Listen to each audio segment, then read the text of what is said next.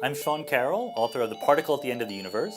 I'm going to read from the beginning of Chapter 8, Through a Broken Mirror, which is about symmetry in physics, and in particular how the Higgs field, the Higgs boson, breaks symmetries in particle physics. In an otherwise empty seminar room at the California Institute of Technology, I was seated on one side of a table and local TV reporter Hal Eisner was seated at the other. In between us was a giant bowl of popcorn. Eisner seized a kernel of popcorn and waved it in front of my nose, asking me, begging, really, to use it to explain the Higgs boson. If there were no Higgs boson, would this popcorn explode? It would explode, wouldn't it? This was September 10th, 2008, the day the first protons circulated around the Large Hadron Collider, the giant particle accelerator that we built at CERN outside Geneva, Switzerland. And the attention of people worldwide was focused on a handful of protons, working up the strength to travel all the way around a 17-mile ring for the first time. Hence, reporters had come to Caltech and other universities in other cities to report on all the excitement. It was early morning Geneva time, but California is 9 hours behind, so it was late the previous night for us. Computer monitors had been set up for everyone to follow along, although the strain on CERN's servers soon broke the internet feed. Pizza was ordered and passed around, helping the assembled scientists settle into a comfort zone. A substantial fraction of the atoms in the body of a typical physicist were once in the form of pizza. Still, the local news folks were very reasonably asking, what's the big deal? We know the LHC is important, but why exactly? The search for the Higgs boson was always one of the first things the physicists would offer. Okay, so why is the Higgs so important? And we would say something about mass, breaking symmetries, and then they would always ask, let's get down to brass tacks. Would the popcorn explode? We're really at an historic moment in the history of particle physics. We're at a point where it takes decades to plan, design, and build a new accelerator that can look into new regimes and energies.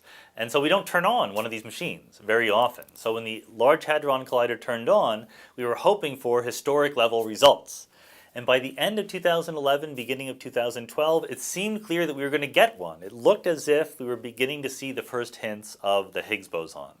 So early in 2012, I thought it would be a good idea to sort of capture this moment and use it as an excuse, both to explain some deep ideas in particle physics, but also to talk about the human side of this scientific endeavor. These are real people who are devoting their blood, sweat, and tears to answering these deep questions about the nature of the universe.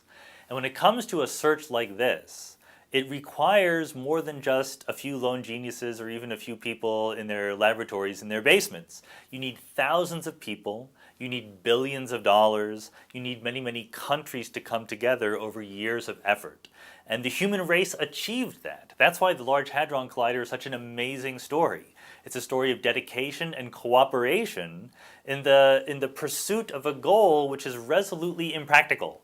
We're not trying to cure disease, we're not trying to build better electronics, we're just trying to understand how the world works. So to me, it's a very, very uplifting story. These are human beings who have really dedicated their lives to answering deep questions, and it's hard to think of a higher pursuit than that.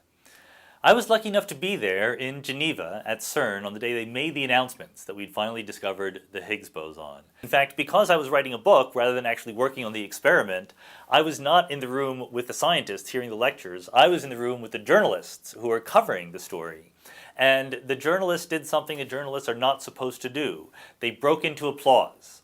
Robert Wilson was a physicist who helped build Fermilab, the giant particle accelerator complex here in the United States.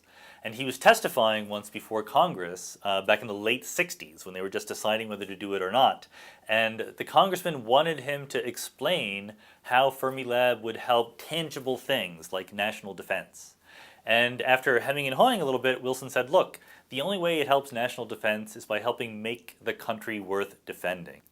Well, I think it's a great honor to me to be on the short list for the Winton Prize, especially because I think that England and Great Britain, have a real tradition of engagement between science and the public, which I wish that the United States, where I am, would catch up to. We aspire to be that good. And I think that taking science and explaining it to a broader public is absolutely crucial in every aspect of science, but especially so in the esoteric realms of cosmology and particle physics that I work in. And that's precisely because it leads to no tangible benefit. If you're doing cancer research or epidemiology or something like that, nanotechnology, even if people don't understand it, they can still benefit from it in some way. But what I do, and what the physicists who I'm talking about in this book do, all we do are answer deep questions. So if we don't tell people the answers that we found, there's no point in doing it at all. So I think it's an absolutely crucial part of particle physics research that we tell people what we found. And the idea that I'm on the short list for the Winton Prize means that maybe I'm doing it a little bit well, and I'm going to try to do it even better next time.